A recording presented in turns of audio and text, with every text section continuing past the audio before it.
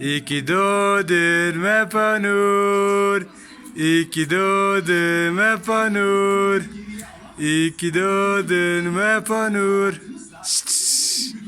Şşt, şşt. Anne. Karma bırak oğlum. Karma tam bırak. Mepanur. Yedi. Anne. Şşt, şşt. Mepanur. Karman yanmıyor. Bitti bir keredir.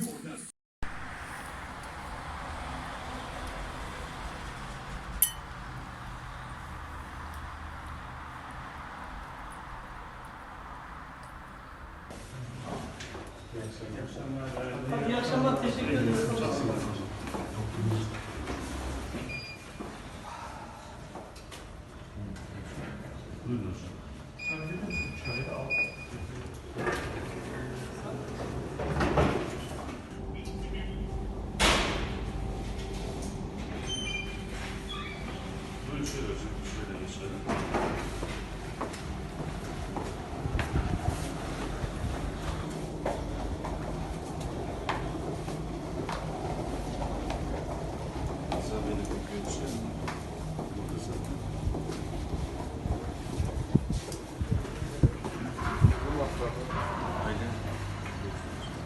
Geleceğim abi.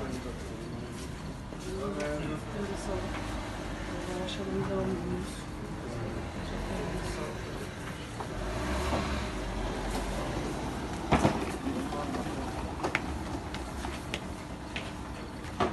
Teşekkür ederim.